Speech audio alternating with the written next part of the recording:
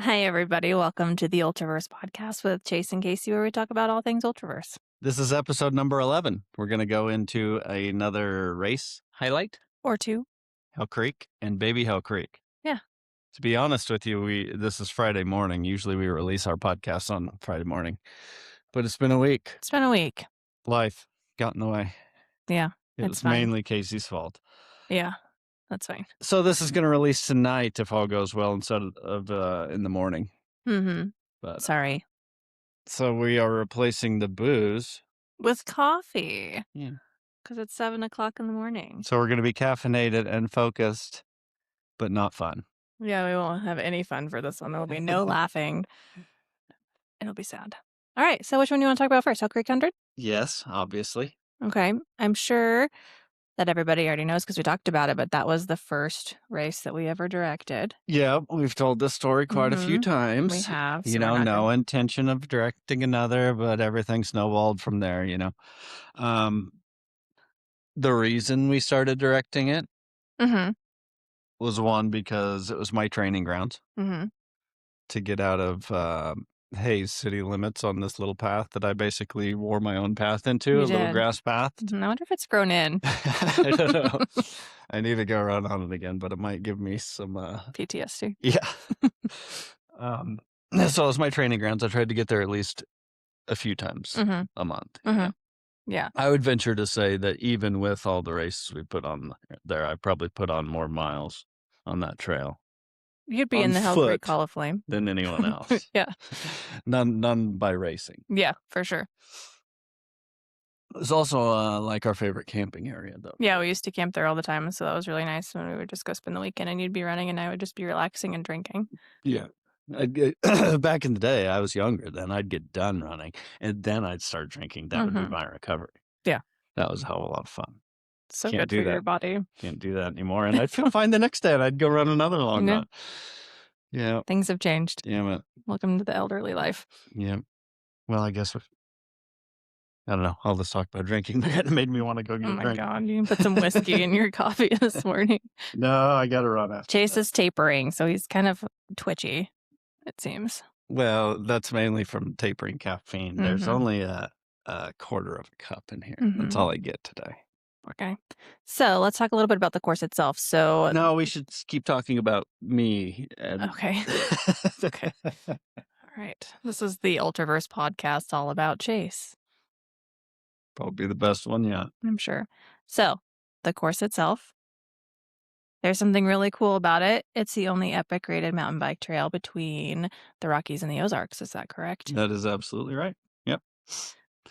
It's a 20-mile loop course. So for the 100-mile, there's 10,120 feet of elevation. For the 100K, there's 6,072. For the 20-mile, there's 2,024. For Pure Hell 140, there's 14,168. And then all new in 2026, we added a 10K, and it's got a whopping 442 feet of elevation. Not bad for a 10K. Yeah, not bad at all. Most 10Ks are like on the sidewalk, so... and a lot of people say there's no way it has this little of elevation when they get done with one of the ultra distances. But, I've been taking readings on this for years. Forever. On different watches. So I had a Phoenix 3, then a Phoenix 5, then a Phoenix 7, now an Enduro 2. They all say about the same thing. They do. So you just don't have your watches on accurately. That said, it does feel like quite a bit. It does. It's not an easy course. You're almost always going up or down. Yeah, they were probably wearing a Koros or something like that. I don't think we should try to fight Koros. I don't think we would win. Well, maybe Garmin will sponsor us if we talk enough shit. Maybe. Okay, what's next? Want to go over like the distances between aid and things like that? Sure. Do you want me to talk about the cutoffs first? Sure. Okay, so the cutoffs for the 20-mile, 10 hours. You can walk the whole thing. There's no hurry. Anybody can walk that in 10 hours. Not anybody. Well, not anybody, but if you made all the people that can't do that feel like shit. I did not. Sorry, guys, but if you sign up for it, you can do it. The 100K is a cutoff of 24 hours, which we feel is pretty generous for 100K. Absolutely. We decided we're going to be out there. We might as well give them enough time to get it done. Yep. The 100-mile is 32 hours, which is a very standard cutoff. And then the Pure Hell 140 is a 52-hour cutoff. So the 100-mile and the Pure Hell 140 cutoff is at the same time of day, which is kind of fun. I don't want to say they struggle with the 32-hour cutoff of the 100, but it's just been ridiculously hot. That's been most of it. Deceiving. And it won't be this next year because it's going to be on Halloween. And the first year I wanted to mention, we didn't even have Pure Hell. We added that the second year. That was the second year edition, correct. And the first year that we had Pure Hell, it was a 48-hour cutoff. And then we increased it to 52. So we'll see if that stays at 52 with this the cooler temperatures. New cooler temperature where you're all going to be spoiled. Cooler temperatures. Oh, it will be. We'll see. Spoiled. Okay, so tell me about the different distances for loops and all that stuff, because Hell Creek, the course is many different sections and loops tied together. Yeah, they're it's a big spaghetti monster conglomeration. Yeah, when you look at the map on your watch when you finish the course, it's crazy. And it's like when we always say that it doesn't do you any good to cut course because you have no idea where you're at. I couldn't, I've been out there and we've marked that course so many times. And if I tried to cut it and take a shortcut, I don't know that I would still be able to figure out how to get done faster. Yeah. You can see someone basically, right? 20 feet away from you go in the opposite direction, but you have no idea where they're at on the course. They might be 7 or 8 miles difference in you, but you don't really know if they're behind you or in front of you unless you've done the course a lot of times. Right. Even then, it's still super deceiving. Yep. I think. For sure. So it's made up of basically 4 sections. So the first section is the switchgrass loop. That's 5 miles. At the end of that loop, you'll cross a road, and it's not really a loop, I guess. It's just a section. You'll cross the road. You'll the whole thing's a loop, but that's a section. The switchgrass section is 5 miles. You get to the road.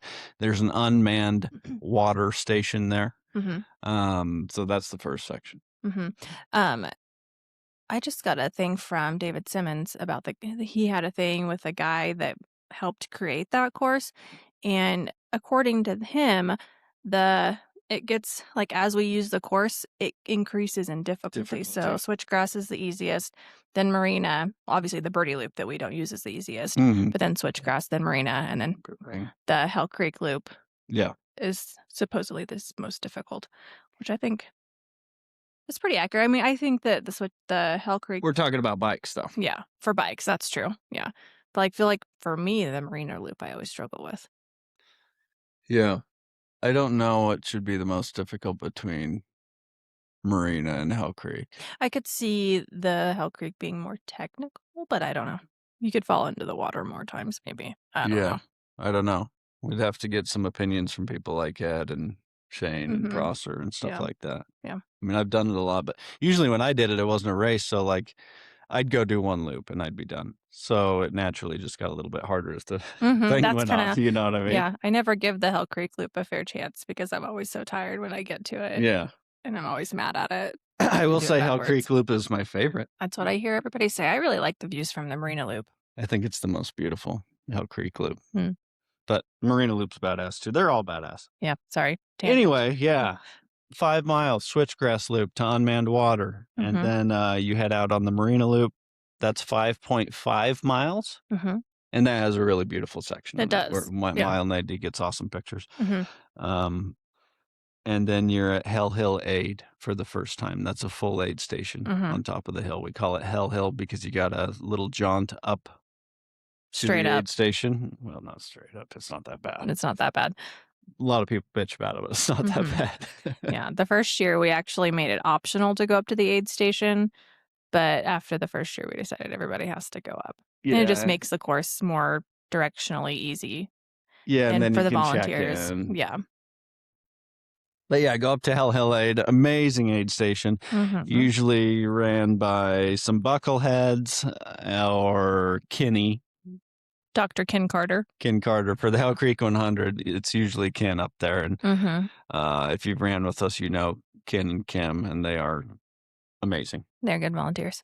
Casey's parents. Yes. And then sometimes Casey Cross is up there, and we apologize for that. Sorry, guys. We can't get rid of them. We like Amanda. She's my only friend. Yeah. After Marina Loop, you head from Hell Hill onto the Hell Creek Loop.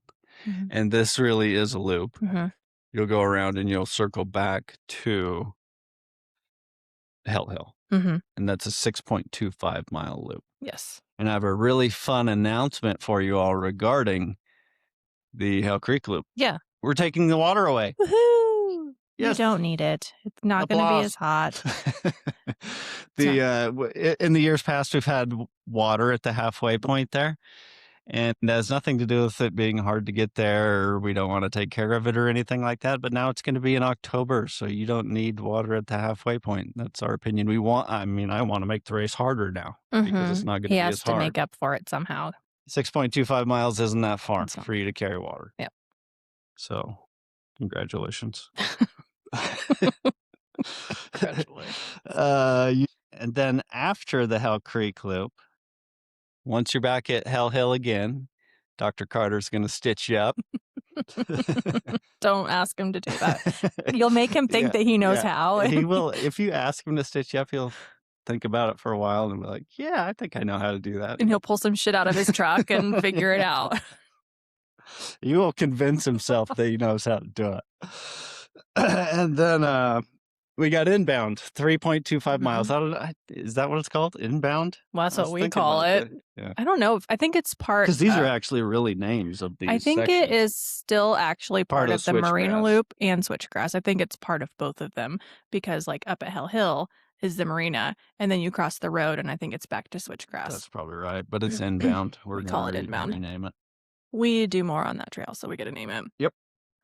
And I think that's it. And then you're back at the start finish. That's 20 miles. And then you get to do it all over again. We got a full aid station at the start finish. Often Casey and I are there. So sorry, you're not going to get near as good of service as what you do up at Hell Hill with Dr. Carter. But we get some good volunteers down there too. Yeah, we do.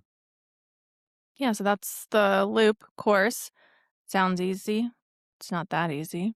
No. I think that the inbound miles, so once you cross the road, it's so much easier. That's like the last easy part. But before you cross the road inbound, there's some pretty good climbs.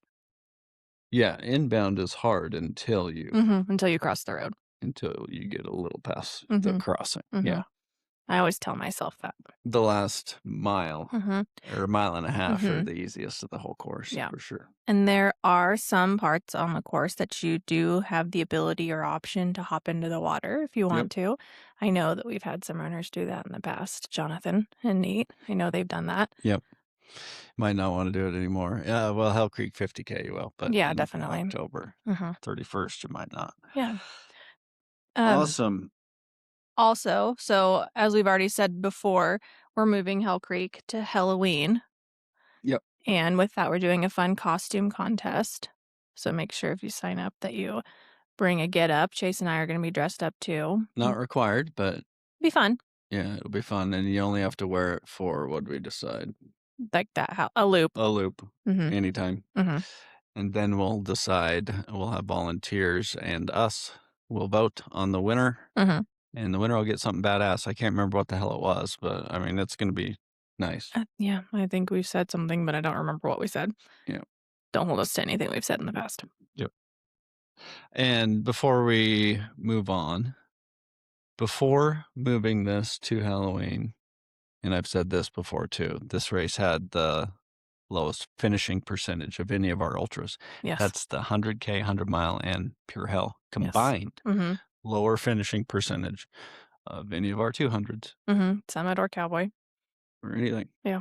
It's not easy. Yeah, and I think the heat has played such a big part in that in the years past. I mean, the first year... we got to make it harder now. Yeah, the first year, it was new. I don't think anybody knew what to expect. But the weather was beautiful that first year. Yeah. But I think since then, it's been 90s. Yep. And that's hard. And it's humid. And it's so humid and exposed. Yeah. It is a beautiful place, is. Though. If you've never been to Wilson State Park, it's a great place to take your family, too. It's called the clearest lake in Kansas. That's what they call it. Yeah, we used to kayak out there, too. My family likes to kayak out there. It's beautiful. Good fishing. Great campsites. Yeah. Good facilities. They take really good care of everything out there. I was going to say that. Yeah, so grab a camp spot there and stay a while. Yeah. How long have we stayed at that lake? I would love to add it up. I mean, We've spent, when we lived in the RV, we spent a month there for each race. For each race, basically. Yeah. But even before that, when we were just recreational campers. Before we even race directed out there, we spent camped vacations out there. We spent weeks out there at a time and a ton of just weekends. So I'd hate to guess. We might have spent 6-8 months of our lives. Probably. I think so. Even when we were tent camping, yeah. Yeah, probably so. Yeah, when Raider was a baby. Yeah. All right, Baby Hell Creek. Speaking of babies, Baby Hell Creek. So the main difference between Baby Hell Creek and Big Hell Creek is the distances and the time of year. This is in August. It's hot as shit. Hot as hell. Which, it's not that long of a race. 50K in the heat's hard at Hell Creek. Don't get me wrong. Yeah. Just got to be heat trained. It's a badass race. And it's become really popular in the last couple of years. Which is awesome. Reason. And it's got good vibes. Everybody sticks around at the end and cheers for everybody. Yep.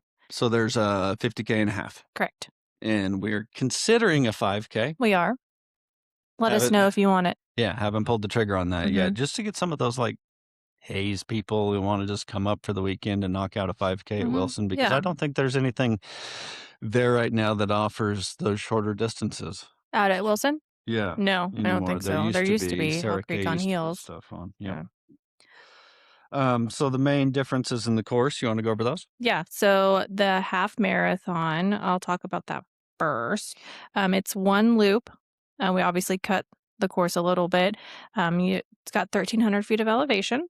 So you start off with a little scoot around the parking lot through the little campground just to kind of get that extra mileage that it's needed to make it a half. And then you hop on the course. You do the switchgrass loop. We cut a mile off of the Marina Loop, and then you head inbound. So on the half marathon, you don't do the Hell Creek Loop at all. So it ends up, and we've pretty much heard it from everybody, that's right around a half marathon. Yeah, if not just a tad short. Just maybe. A tad short. Yeah. Yep. And then the 50K? Yep. The 50K, you don't do the little scoot on the pavement. It's one full loop, and then you do the half marathon loop second. It's got 3,000 feet of elevation gain. So you'll do the full switchgrass, and then like with the half marathon, we cut off a mile on the Marina Loop. So it ends up being 4.5 miles on that loop.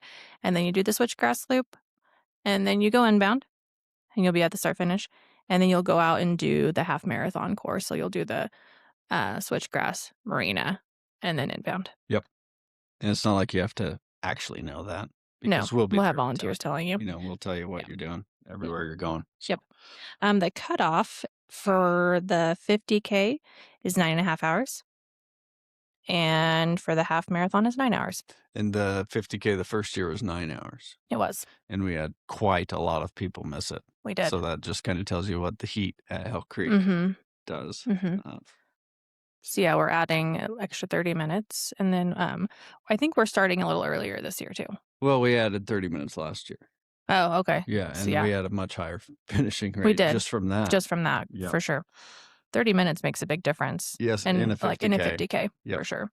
That's another minute a mile. Yeah. Big deal. Yeah. So you want to talk about slams and such and all the fun stuff? Yes, I do. Or do you want to talk about the 50K and half more?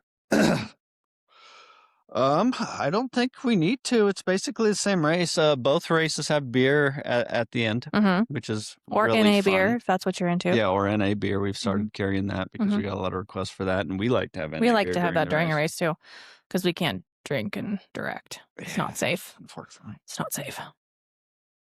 Both have beer. Both have just sick buckles. They do. They might be my favorite buckles. They are awesome.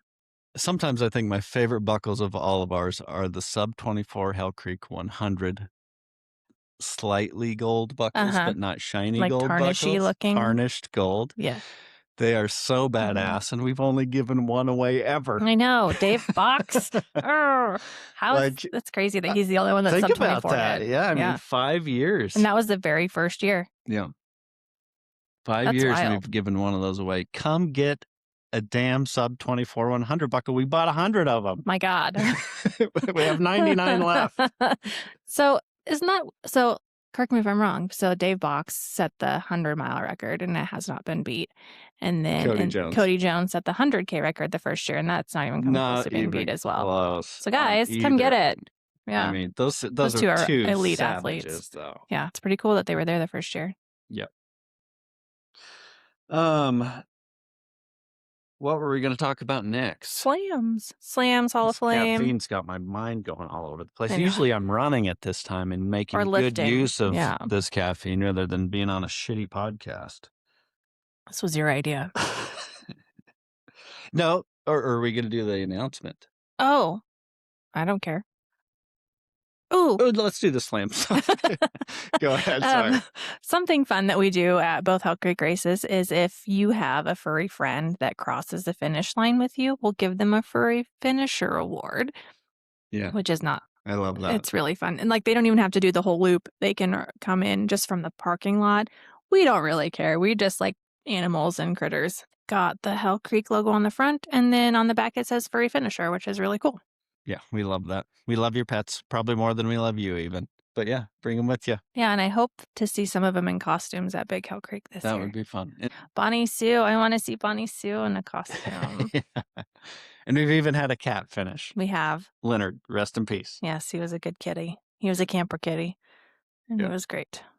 And then Charlie finished. And I know, was it Daniel? Dan England. The first year had a dog that finished. And then we've had a couple more. We had one finish this year at the 100. Yep. Also, Hell Creek Hall of Flame. Hell Creek Hall of Flame. Tell me more. So the Hell Creek Hall of Flame is reserved for anyone who gets 500 total miles between all the races that we host that are at Hell Creek. Eternal Damnation, Hell Creek, Baby Hell Creek. Right? Yep. No matter how long it takes, no matter how many years you're in the Hall of Flame at that time, get featured on our website and then get a badass award. Correct. Well, I'm sure Chase will shoot in some pictures of some stuff during the podcast episode. So big hand-blown glass award flame. And every single one of them is different because they're hand-blown. Yeah, so they're really cool. Look the same, yeah. What else, huh? The Ultraverse Kansas Slam. Both Hell Creeks are part of that. You don't have to do both of them. You can do either or, but you have to do Eternal Damnation, the Sticks, and then Baby Hell Creek or Hell Creek 100. A lot of people sign up for one of each of those because it's kind of a safety net. Yeah. Like they'll go do the half or something at Baby Hell Creek and then sign up for a more aggressive goal for the Big Hell Creek. And then if they don't finish, then they always have that to fall back on and still complete the slam. Yep. Yeah. Yeah. Oh, new thing? No, one more thing. Okay. We did partner with Eldon Galano and the Kansas Ultraverse Society for Big Hell Creek. Is Baby Hell Creek part of it too? No. Just Big Hell Creek. And it's called the So Fucking Awesome. So you do any distance at Hell Creek and you do any distance at the Heartland 100, which is going to be before Hell Creek for the first time ever, which is going to be interesting. Yep. And it's a buckle. The award is a buckle. And what distances you do matter. There's 3 different buckles, I believe. And they kind of increase in size and epicness depending on what races you do. So there's one buckle that you can do just by doing the Heartland 125 and the Pure Hell 140. And that's obviously the baddest. And I believe only 4 people have done that. And another fun announcement is that we are going to have a new thing called Hell and Back. And this is an award for anyone who completes any distance at the Hell Creek half and 50K. And anyone who completes any distance at the Hell Creek 100 races, which is 20 mile, 100K, 100 mile, and 140 mile. So a August race and then a Halloween race. Yeah. In the same year. Yeah. And we want to do that to award people who decide to take both of those on. It's going to be a badass buckle. We've already explored some really cool graphics. It's going to be a little different than the original Hell Creek logo, and it's going to look awesome on the buckle. So cool. I can't wait to see 'em. Check that out. Sign up for both. And to give you some incentive, we are going to give away one free entry into the Hell Creek Half or 50K. So if you want to do both of those, we're going to give you one of them for free. So you can use code RUNHC for free at checkout on Ultra Sign Up, and that will get you into the half or 50K for free. Yep. Other Ultraverse news, or do you have anything more to say on the Hell Creek races? I don't think so. Awesome. So in other Ultraverse news, the Styx is selling out. Woohoo! That's exciting. Yeah. We only have, 6 spots. 6 spots left. Only 75 runners allowed there. We like it like that, so jump in before it's gone. Yeah, that's exciting. Eternal Damnation is sold out for, I think, the 3rd year in a row. Yep. But the deferral deadline is quickly approaching. The first one. I think we only have 6 or 7 people on the wait list. I think we'll probably go through all of those on the first deferral deadline. No guarantees, but it's very possible. Additionally, there is rumor that they might be moving the asphalt out there. We don't know yet. If that happens, then we will definitely consider adding some more spots, maybe up to 120 or something like that. But we've already got 109, which is the most we've ever had. And the reason we have 109 is because we have 9 people in the Ultraverse Kansas Slam. And if you're in the Ultraverse Kansas Slam, you don't have to worry about a sellout. You get to skip. You get in not for free, but you get in automatically. Yeah. There's no wait list. Yep. So 9 people in the Slam, which is really badass. And I think we got a few more that might end up in it. They just haven't signed up for the other races yet. Yeah. Our backyard in the Grand Valley here where we live is open. Jump in that. We haven't advertised it very much, but yeah, it's open. It's going to be an awesome backyard. That'll be our 3rd backyard in 3 states. That's fun. Yeah, it is. Cowboy 100. I think we've talked about this in a podcast already. Splitting off from the 200. Looking at late April for that. The end of April. Jump in the Cowboy group, I guess, for more announcements on that. We'll probably announce it on the Ultraverse Facebook page as well. And I'm sure it'll go in an email. Yep. And the date kind of depends on another huge thing that we might be planning for 2027. Want to talk about that? No, absolutely not. But it's awesome. It's hard for me to keep it all I know. He can't leave well enough alone. But it's going to be fun. It's going to be epic. Yep. And we will tell you guys more about it some other time. Yep. Don't be a pussy. We need volunteers for the summit. Don't be a pussy. Come volunteer for the summit. Hey, you get it in however you get it in. I guess. Yeah. Plug. Yeah.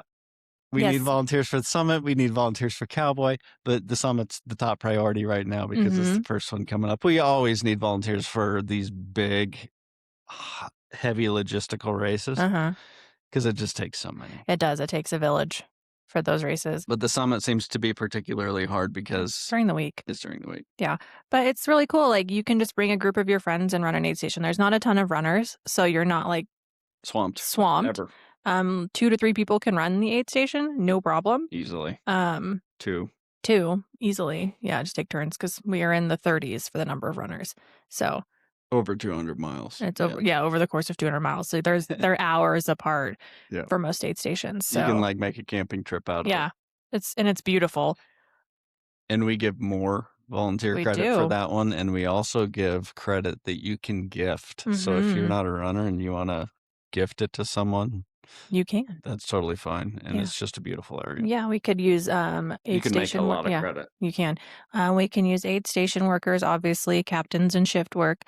We could use course markers and course sweepers. So if you're interested, you can sign up on Ultra Sign Up, or if you don't like any of the shifts that you see there, can't make it work, have something different in mind, reach out to me. I am open to any and all volunteers. Yep. What's next? Upcoming podcasts? We're going to Outlaw next week. Woo. Outlaw 135. I haven't ran since 2024, the Triple Crown. He hasn't raced. He's run. Yeah. That'd be a bad deal. I haven't ran in 2 years. Let's see what happens. Fuck it. Let's go. Yeah, so we're going to head down to Oklahoma. I think we're going to try to leave a couple days early just because it's a long drive for us. Yeah. So our next podcast will be released next Friday, and then he will start Outlaw on Saturday on Valentine's Day. It's super romantic. Yeah. As always, we're doing romantic stuff. I try to run during things like that so I don't like have our to do romantic anniversary. stuff. That's how I get out Yeah, of it. it's great. And then so after Outlaw is over, we'll do a race recap on that. Yeah, Talk unless about I fail miserably, then we'll yeah, just pretend it never happened. yeah. We'll probably have to go back and re-edit this podcast and take that information out. So Yep. yeah, But I'm looking forward to it. I haven't definitely. raced since the Triple Crown. I mean, you haven't like competitively raced for a while either. Yeah. No offense, but like you weren't trying to win the Triple Crown. With my training that year, I was just Yeah. trying to limp across the line. Correct. And it was the first time that you had tested your knee. Yep. After finding out you had an injury. So, yeah, this will be an interesting race. I'm excited for it. I know nothing about the course. I know nothing about the location. Yep. And I have no idea what this next week's podcast is going to be. I think it's going to probably be over Proxima C and Proxima C Ultra. Mm-hmm. I've been working on that one for a while. We'll see if we can knock it out because we don't have anyone lined up. Yeah. We need to get more people lined up. But anyway, that's it. Thank you guys for listening, and we will see you next time. Thanks a bunch. See ya.